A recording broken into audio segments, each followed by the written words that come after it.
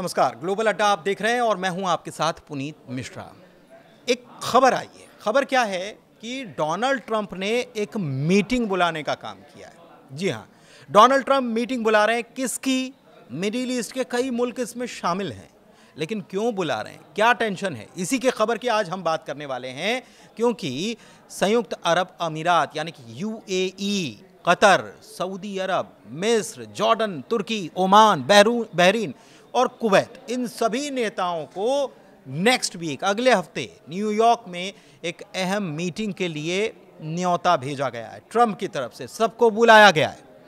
अब माना जा रहा है कि ये जो मीटिंग है ये किस मुद्दे के लिए हो रही है, तो गाज़ा में जो चल रहा है उसको सेंट्रलाइज करके ये मीटिंग होगी, उसी के ऊपर फोकस रहेगा। और इसके अलावा यूएनजीए यानी कि यूनाइटेड नेशन जनरल असेंबली जो है, इसके दौरान ही ये मीटिंग या ये बुलावा जो भेजा गया है सबको कि आइए बैठकर बात करते हैं। दरअसल गाज़ा में जो चल रहा है इसको रोकने और क्षेत्र में स्थिरता बनाने पर चर्चा हो सकती है, ऐसा माना जा रहा है इस मीटिंग में। अरब के अधिकारियों के मुताबिक ट्रंप इजराइल पर दबाव बनाने और शांति प्रयासों को तेज करने की योजना बना रहे हैं, यानी कि इजराइल के ऊपर अमेरिका थोड़ा प्रेशर क्रिएट करे। लेकिन क्या ऐसा होता है सही में, ये आप बताएंगे कमेंट के जरिए। हालांकि इसके अलावा एक बैठक उसी दिन अलग होने वाली है। ये गल्फ कंट्रीज की होगी, जिसमें सऊदी अरब को शामिल किया गया है, यूएई को शामिल किया गया, कतर, ओमान, बहरीन, कुवैत, इन सब के नेताओं के साथ ये मीटिंग बुलाई गई है।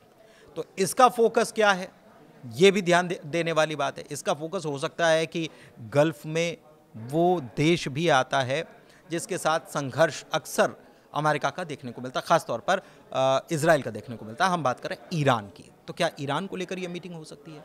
अच्छा, मेन जो मीटिंग बुलाई गई है इसमें कौन कौन शामिल होगा? सऊदी अरब शामिल होगा, यूएई होगा, कतर होगा, मिस्र होगा, जॉर्डन होगा, तुर्की होगा। और गल्फ फोकस मीटिंग में सऊदी अरब, यूएई, कतर, ओमान, बहरीन और कुवैत को शामिल किया जाएगा। ये न्योता व्हाइट हाउस की तरफ से भेजा गया है। दरअसल हाल के हफ्तों में गाज़ा में जो तनाव बढ़ रहा है और कतर में जो इमरजेंसी समिट हुआ उसके बाद ये न्योता, ये इनविटेशन भेजा गया है ट्रंप की तरफ से। दरअसल ट्रंप ने मिडिल ईस्ट में सक्रियता दिखानी शुरू की मई 2025 से, जब वो आए थे।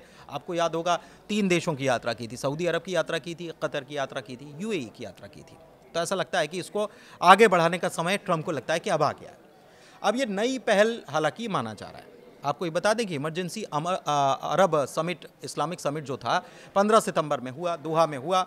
मुस्लिम अरब मुल्क जुटे और ये इमरजेंसी मीटिंग थी जिसमें अरब लीग और इस्लामिक कोऑपरेशन ऑर्गेनाइजेशन यानी ओआईसी के सदस्य देश भी थे और सब शामिल हुए। इसका मुख्य उद्देश्य यह था कि इजराइल ने 9 सितंबर 2025 को दोहा में जो हमास के नेताओं पर टारगेट किया था, इसकी निंदा करना, गाज़ा युद्ध को जेनोसाइड बताना और कतर की मध्यस्थता की भूमिका का समर्थन करना, जो वो कर रहा था। लेकिन ऐसे में अमेरिका अब इन देशों को अलग से लेकर बैठक करने की तैयारी कर चुका है। अब ये बैठक क्षेत्रीय तनाव को कम करने में क्या अहम साबित होगी, ये देखना होगा, खासकर इजराइल और हमास के संघर्ष के बीच।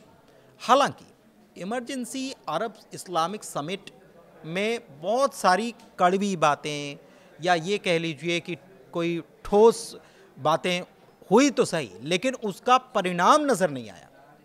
यानी कि कोई ठोस आर्थिक या सैन्य कदम अभी तक उठते हुए देखे नहीं गए किसी के खिलाफ, इजराइल के खिलाफ। जैसे कि ना तो इजराइल के खिलाफ तेल निर्यात रोकने पर कोई बात की गई, ना ही अब्राम अकॉर्ड जो है उसको रद्द करने को लेकर कोई बात हुई। इसके अलावा सऊदी और यूएई ने खुले तौर पर इजराइल के साथ नॉर्मलाइजेशन की नीति को भी छोड़ा नहीं है। कहने का मतलब ये है कि समिट ने क्षेत्रीय एकजुटता तो दिखाई है, लेकिन इजराइल पर इस मीटिंग से तत्काल प्रभाव से कोई असर दिखाई नहीं दे रहा है।